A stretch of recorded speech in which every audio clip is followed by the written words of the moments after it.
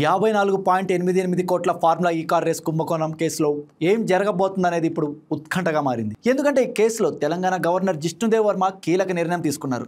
BRS MLA KTR పై prosecution చేపట్టడానికి అనుమతించారు. Formula ఈ కార్ రేస్ దర్యాప్తు చేస్తున్న ఏసీబీ A1 కేటీఆర్ పై ప్రాసిక్యూషన్ చర్యలకు అనుమతి ఇవ్వాలని కోరుతూ ఇదివరకే ప్రభుత్వానికి లేఖ రాసింది. ప్రభుత్వం ఆ లేఖను ఏసీపీ రిపోర్ట్ను విజిలెన్స్ కమిషనర్కు పంపించగా ఆ నివేదికను పరిశీలించిన విజిలెన్స్ కమిషనర్ నిందితులపై ప్రాసిక్యూషన్ చర్యలు చేపట్టవచ్చంటూ క్లియరెన్స్ ఇచ్చారు. అయితే కేటీఆర్ శాసనసభ్యుడు కావడంతో ప్రాసిక్యూషన్కు గవర్నర్ అనుమతి అవసరం. అందుకే విజిలెన్స్ సిఫార్సుతో పాటు ఏసీబీ నివేదికను గత సెప్టెంబర్లో తెలంగాణ ప్రభుత్వ ప్రధాన కార్యదర్శి గవర్నర్కు పంపించగా ఆయన న్యాయ నిపుణుల అభిప్రాయాన్ని తీసుకొని అందుకు అనుమతించారు. ఫార్ములా ఈ కార్ రేసుకు సంబంధించి ఒప్పందం దగ్గర నుంచి డబ్బు చెల్లింపు దాకా నిబంధనల ఉల్లంఘన జరిగిందంటూ ఏసీబీ అధికారులు ఇప్పటికే తేల్చారు.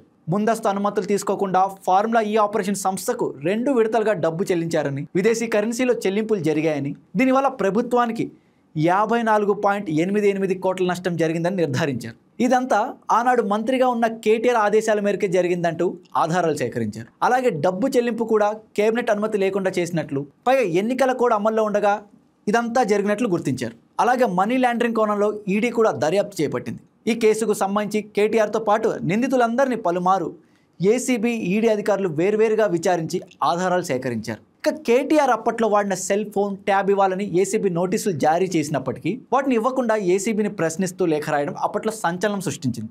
చివరికి ఇప్పుడు కేటీఆర్ ప్రాసిక్యూషన్కు గవర్నర్ అనుమతి ఇవ్వడంతో కథ కొత్త మలుపు తిరిగిందని చెప్పాలి. నిజానికి ప్రాసిక్యూషన్ అంటే రెస్టుకు అనుమతించడమే.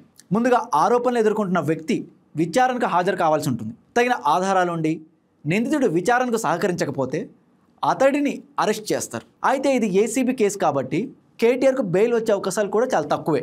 పైగా గవర్నర్ అనుమతి ఉందనే అంశం ఈ కేసులో చాలా కీలకం. ఒకవేళ గవర్నర్ అనుమతి లేకుండా కేటీఆర్ను అరెస్ట్ చేసినా వెంటనే ఆయనకు బెయిల్ దొరుకుతుంది. అందుకే రేవంత్ ప్రభుత్వం పక్కాగా ఆధారాలున్న ఫార్ములా ఈ కార్ కేసులో కేటీఆర్ను పకడ్బందీగా అరెస్ట్ చేసి జైలుకు పంపించడానికి కట్టుదిట్టమైన చర్యలు తీసుకుంది.